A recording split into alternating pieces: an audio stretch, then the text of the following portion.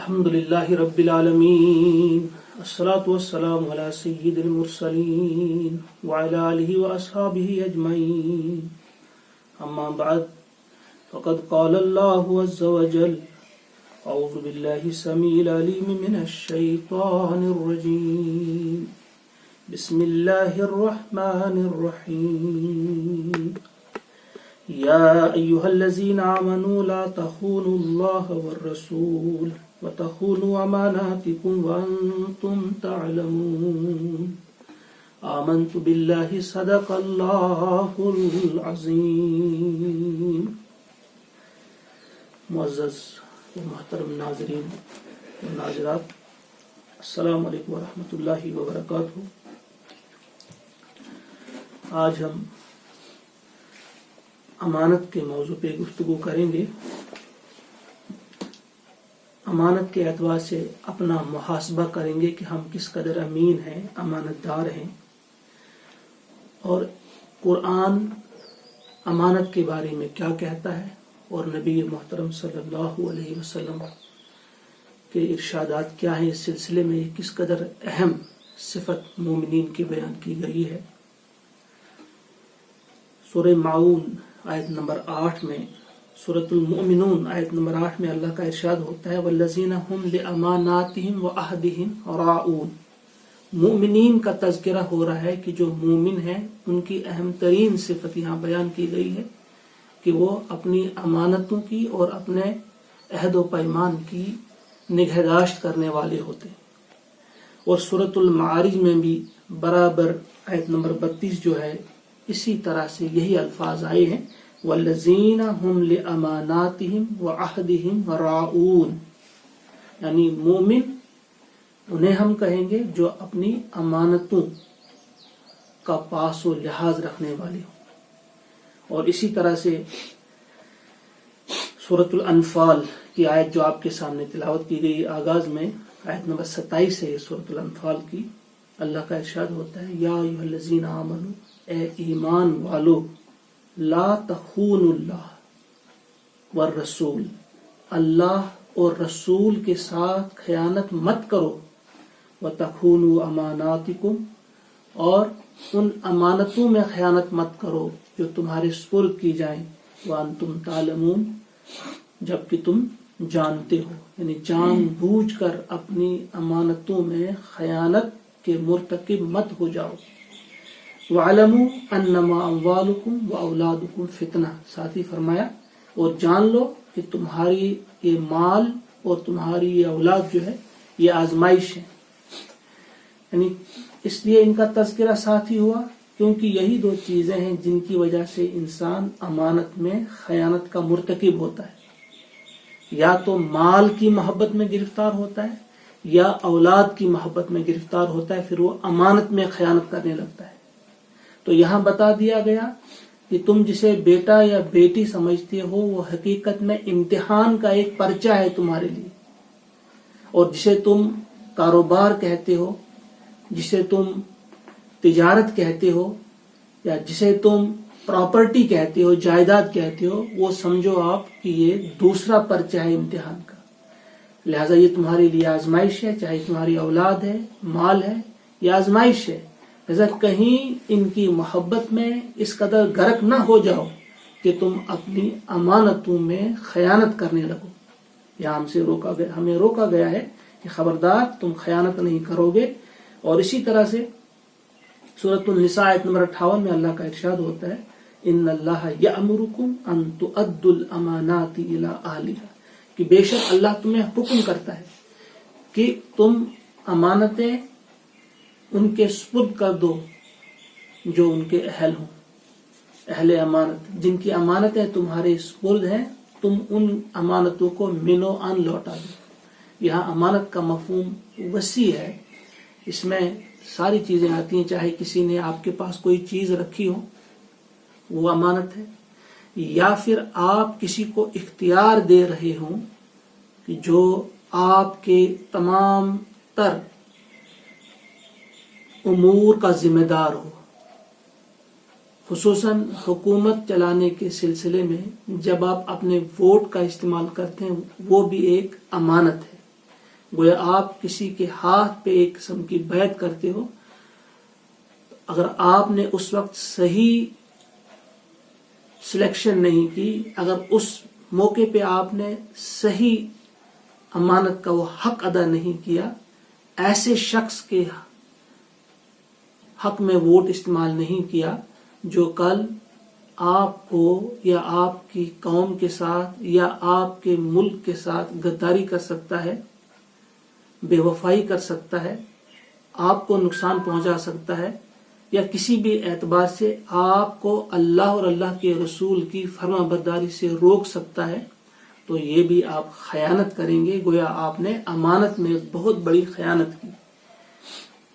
اسی طرح سے یہ جو امانت داری ہے یہ کس قدر اہم ہے. تقریباً تمام انبیاء نے جو اپنی اپنی قوم سے خطاب کیا ہے، جو انہیں سمجھایا ہے، اس میں ایک اہم بات انہوں نے یہ بھی کہی ہے اپنے بارے میں کہ میں انی لکم رسول امین، کہ میں تمہارا یا تمہاری طرف بھیجا گیا ایک امانت دار رسول ہوں. یعنی میں خدا کی طرف سے بھیجا گیا ہوں اور امانت دار رسول ہوں. اگر آپ دیکھیں گے سورۃ الشعراء میں الگ الگ مقامات پہ، سورہ شعراء میں نوح علیہ السلام کا تذکرہ آیا ہے 107 آیت میں. نوح علیہ السلام نے بھی اپنی قوم سے کہا تھا انی لکم رسول امین. اور اسی صورت میں آیت نمبر 125 میں حضرت ہود علیہ السلام کا تذکرہ ہے. انہوں نے اپنی قوم سے کہا تھا انی لکم رسول امین. اور پھر اسی صورت میں 143 آیت نمبر میں صالح علیہ السلام کا ذکر آیا ہے کہ انہوں نے بھی اپنی قوم سے کہا تھا انی لکم رسول امین. اور پھر آیت نمبر 162 میں حضرت لوط علیہ السلام کا تذکرہ ہے کہ انہوں نے بھی اپنی قوم سے یہ کہا انی لکم رسول امین.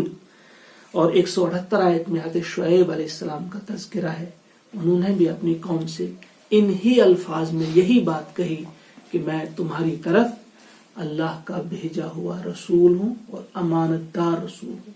انی لکم رسول امین. سورۃ الدخان میں موسیٰ علیہ السلام کا تذکرہ ہے، انہوں نے بھی یہی الفاظ کہے انی لکم رسول امین. اور پھر آپ سب جانتے ہیں کہ آخری نبی محمد الرسول اللہ صلی اللہ علیہ وسلم وہ تو مشہور ہی اسی لقب سے تھے. انہیں تو کہا جاتا تھا الامین، الصادق. ساری قوم جو آپ کے بدترین دشمن بھی تھے وہ بھی آپ کو صادق اور امین کے خطاب سے نوازتے تھے کہ آپ سچے ہیں اور آپ امانت دار ہیں. اور اس کا جیتا جاگتا ثبوت وہ واقعہ ہے جب اپنی قوم نے انہیں اس قدر اذیتیں دی، اتنی تکلیف پہنچائی کہ آپ مجبور ہوئے اپنے اس محبوب شہر کو الوداع کہنے میں. جب آپ جا رہے تھے مکہ کو چھوڑ کر، اس وقت بھی آپ کے دشمنوں کی آپ کے پاس بہت ساری امانتیں تھیں. آپ نے حضرت علی کے سپرد کی تمام تر امانتیں، بتا دیا کس کا کیا میرے پاس ہے. حالانکہ ایک لمحے کے لیے بھی آپ نے نہیں سوچا کہ جن لوگوں نے مجھے اتنی اذیتیں دی، اتنا تو میرے ہاتھ میں بھی ہے کہ میں بھی ان کا یہ اتنا مالی نقصان کر سکتا ہوں، میں ان کی امانتیں نہیں لوٹاؤں گا. لیکن آپ سمجھتے تھے امانت کیا ہے، آپ کو پورا احساس اس بات کا تھا کہ، اور اکثر آپ اپنے خطبوں میں کہا کرتے تھے، حضرت انس بن مالک فرماتے ہیں کہ شاید ہی آپ نے کوئی ایسا خطبہ دیا ہو جس میں آپ نے یہ بات نہ فرمائی ہو لا ایمان لمن لا امانت له، کہ اس کا ایمان ہی نہیں جو امانت دار نہیں. اور پھر آپ کے وہ فرمودات جن کا تذکرہ کل بھی آیا کہ منافق کی جو نشانیاں آپ نے بیان فرمائی، اس میں ایک نشانی یہ بھی آپ نے فرمائی اذا اؤتمن خان، کہ منافق وہ ہے جب اس کے سپرد کوئی امانت رکھی جائے تو اس میں خیانت کرے، اسے منافق آپ نے کہا ہے. اور کئی موقعوں پہ مختلف سورے میں، بخاری میں یہ حدیث ہے اور مسلم میں بھی یہ حدیث ہے، صحیح حدیث، کہ آپ نے منافق کی پہچان کے سلسلے میں فرمایا کہ جو شخص جس کے سپرد کوئی امانت کی جائے اور وہ اس امانت میں خیانت کرے تو وہ منافق ہے. وہ امانت میں خیانت وہ بہت بڑی چیز بھی ہو سکتی ہے، چھوٹی بھی چیز بھی ہو سکتی ہے. جو چھوٹی چیز میں خیانت کرے گا وہ بڑی چیز میں بھی کر سکتا ہے. وہ اس میں چھوٹے بڑے کا مسئلہ نہیں بلکہ اس چیز سے بچنے کا تذکرہ ہے. اور ہم دیکھتے ہیں کہ ہمارے انبیاء، ہمارے صحابہ، اس کے بعد تابعین، تابع تابعین، اولیاء کرام، ان کی ایک نمایاں صفت یہ ہوتی تھی، ان کے اندر جو کوالٹیز ہوتی تھی یہ نمایاں ہوتی تھی امانت داری. بے شمار واقعات ہیں، تاریخی واقعات. صرف ایک کا تذکرہ اس وقت میں کروں گا آپ کے سامنے. قاضی ابو بکر محمد بن عبد الباقی انصاری رحمت اللہ تعالی علیہ، ان کی زندگی کا عجیب و غریب واقعہ ہے یہ. اور اس میں یہ درس بھی ہے کہ جب انسان امانت میں خیانت کرنے سے رک جاتا ہے اللہ کے خوف سے، تو اللہ تبارک و تعالیٰ اس کے بدلے میں بہت کچھ عطا کرتا ہے. مثلا آپ کا یہ بڑا مشہور واقعہ ہے، آپ بھوک سے نڈھال تھے، کئی روزوں کا فاقہ تھا، آپ جا رہے تھے، آپ کے پاس کوئی ذریعہ معاش نہیں تھا، کسی گلی سے آپ گزر رہے تھے، وہاں آپ نے ایک ریشمی تھیلا پایا. اس کو جب آپ نے اٹھایا، گھر لیا، کھولا تو اس میں ایک قیمتی موتیوں کا ہار تھا، بڑا قیمتی ہار تھا. اگر وہ اپنے پاس رکھتے تو اس کے نسلیں بھی آباد ہو جاتی. لیکن انہوں نے سوچا، غور کیا، لا ایمان لمن لا امانت له. قرآن پڑھنے والا تھا، حدیث کا مطالعہ کرنے والا تھا، اللہ سے ڈرنے والا تھا. انہوں نے کہا نہیں، یہ ہم نے امانت اہل امانت کی سپرد کرنی ہوگی. تو پھر کیا ہوتا ہے کہ آپ جاتے ہیں، اعلان کرتے ہیں ایک ذریعے سے دوسرے ذریعے سے کہ مجھے ایک چیز ملی ہے، جو بھی اس کے بارے میں مجھے بتائے میں اس کی امانت اس کی سپرد کر دوں گا. پھر ایک بزرگ آتے ہیں، انہوں نے کہا کہ میرا ہے وہ ہار. جب ان سے پوچھا گیا کس میں ہے، اس نے تھیلے کی نشاندہی کی، اور جس سے وہ بندھا ہوا تھا اس کے بارے میں بھی کہا کہ ایسا ہے وہ، اور پھر ہار کے بارے میں کہا کہ وہ ہار کیسا ہے. جب آپ کو اطمینان ہوا کہ یہ واقعی ان کا ہار ہے تو ان کی سپرد کر دیا، حالانکہ کھانے کے لیے آپ کے پاس کچھ نہیں تھا. اس وقت اپنی مرضی سے اپنی چائس سے 500 دینار، بہت بڑی رقم ہوتی، وہ اٹھاتا ہے، کہتا ہے میری طرف سے انعام لو. لیکن یہ شخص قاضی ابو بکر، یہ شخص سوچتا ہے کہ دیکھو اگر میں اس کا انعام لوں گا تو اللہ کا انعام جو ہے اس سے میں محروم ہو جاؤں.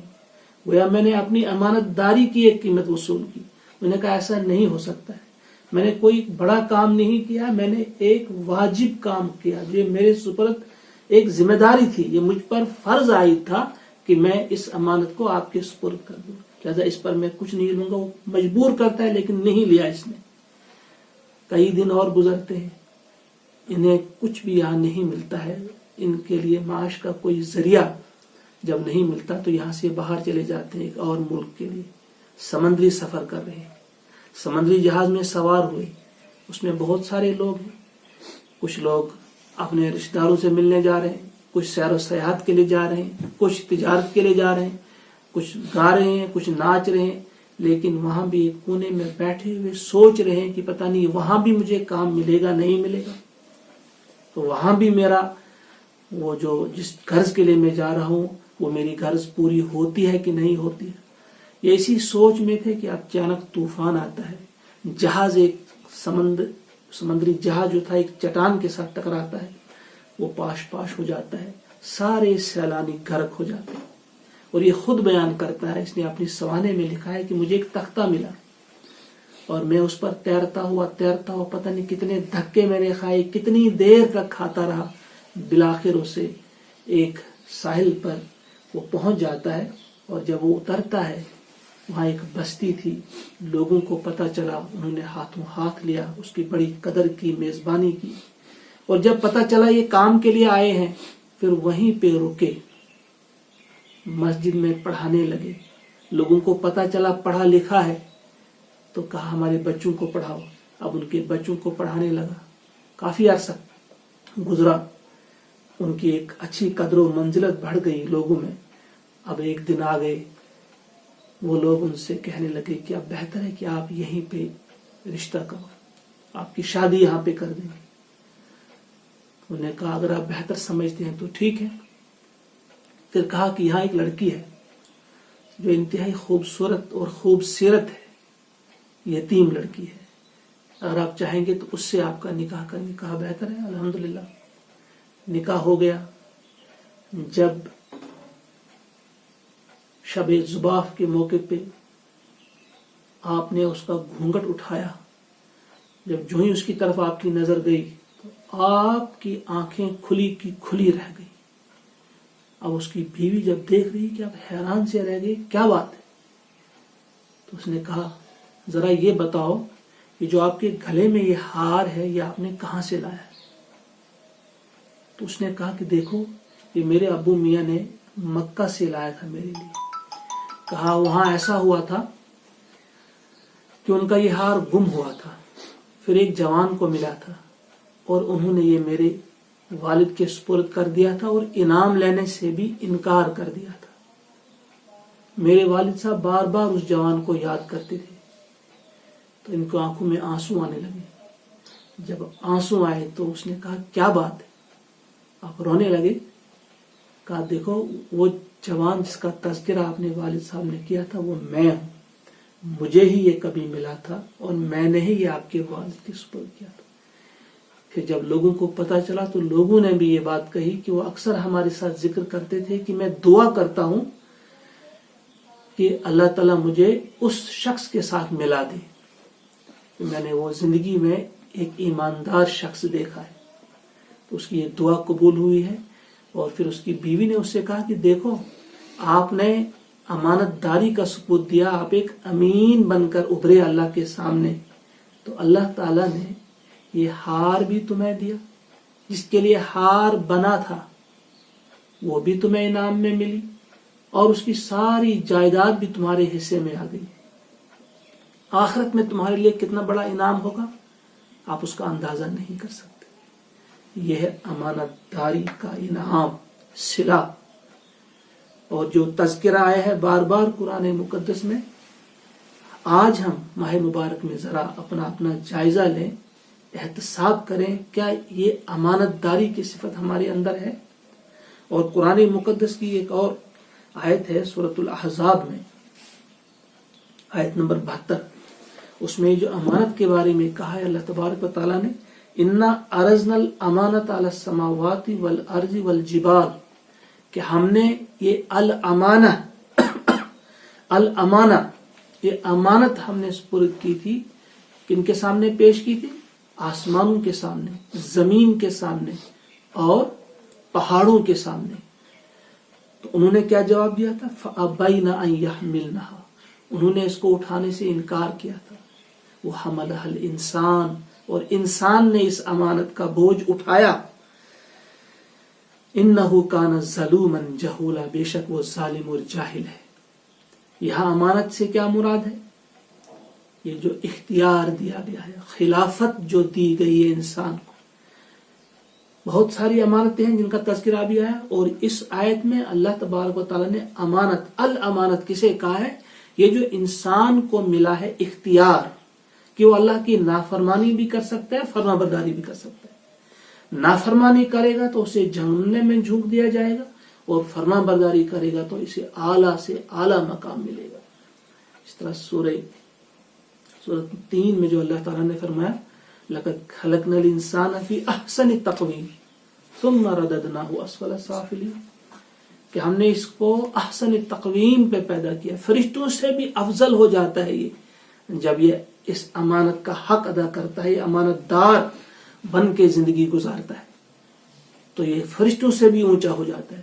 لیکن جب اس امانت میں خیانت کرتا ہے, اس کا صحیح حق ادا نہیں کرتا, پھر یہ تمام سے نیچے آ جاتا ہے, اسفل السافلین میں پہنچ جاتا ہے. الا الذین آمنوا وعملوا الصالحات, جو کہا گیا نہیں, جو ایماندار ہے, عمل صالح کرنے والے ہیں, وہ اس مقام پہ بدستور رہتے. لہذا یہ جو اختیار کی آزادی اللہ تبارک و تعالیٰ نے انسان کو دی ہے, یہ جو خلافت اسے ملی ہے, تو اس کا حق ایسے ادا کیا جانا چاہیے کہ اللہ کی دی ہوئی یہ جو ذمہ داری ہے. کبھی کبھی ہمیں سوچنا چاہیے اللہ تبارک و تعالیٰ نے جو نقشہ ہمارے سامنے رکھا ہے کہ اتنے بلند و بالا پہاڑ ہیں, یہ آسمان ہے, یہ زمین ہے، یہ بھی کھڑے ہیں اللہ کی بارگاہ میں، ان کے سامنے یہ امانت رکھی جاتی ہے اور یہ ہاتھ جوڑ کر کہتے ہیں کہ ہم سے یہ بوجھ نہیں اٹھ سکتا. اور وہاں ایک طرف یہ انسان بھی کھڑا ہے 5-6 فیٹ کا کھڑا، یہ لمبا انسان، یہ کہتا ہے میں اٹھاؤں گا. ذرا اس تمثیل کے ذریعے، یہ تمثیل بھی ہو سکتی ہے سمجھانے کے لیے کہ یہ کتنی اہم ذمہ داری، یہ جو امانت ہمارے سپرد کی گئی ہے یہ کتنی اہم ہے. اور وہاں یہ تمثیل ضروری نہیں تمثیل ہی ہو، بلکہ یہ حقیقت میں بھی ہو سکتی ہے، کیونکہ ہمارے نزدیک یہ پہاڑ گونگے ہیں، یا آسمان گونگے ہیں بہرے ہیں، یا یہ زمین گونگی یا بہری ہے. اللہ کے نزدیک ضروری نہیں کہ یہ گونگے بہرے ہوں، بلکہ یہ بولنے والے ہو سکتے ہیں.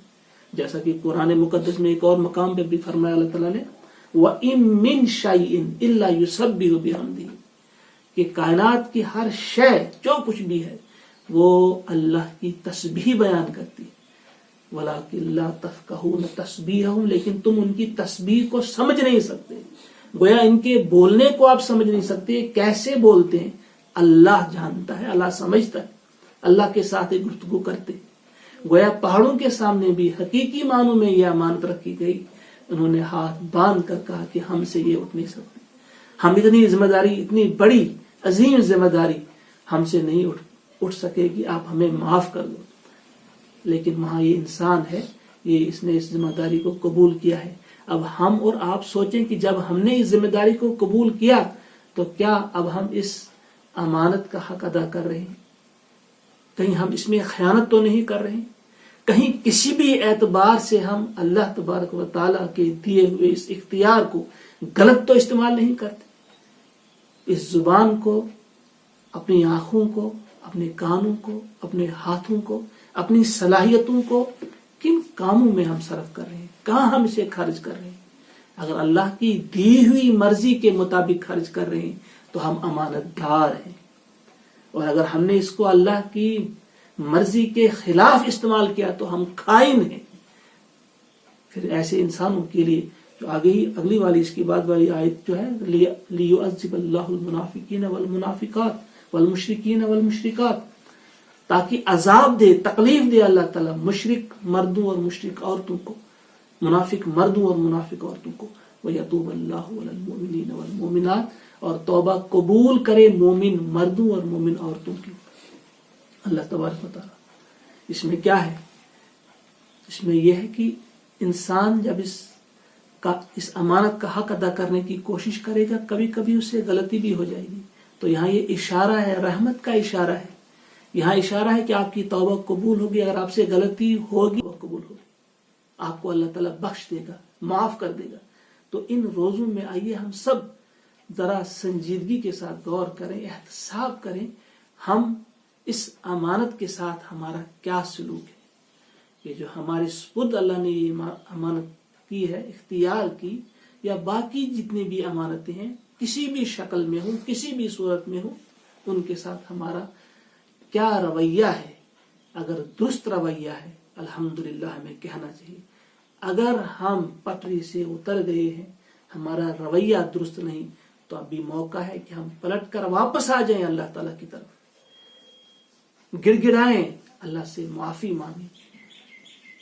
اللہ تعالیٰ مجھے بھی اور آپ کو بھی، ہم سب کو توفیق عطا فرمائے کہ ہم ان باتوں پہ دھیان دینے والے بنے، عقل مندی کا ثبوت دے کر اللہ تعالیٰ اور اللہ کے رسول کے ساتھ خیانت نہ کریں. ربنا تقبل منا انک انت السمیع العلیم. السلام علیکم ورحمۃ اللہ وبرکاتہ.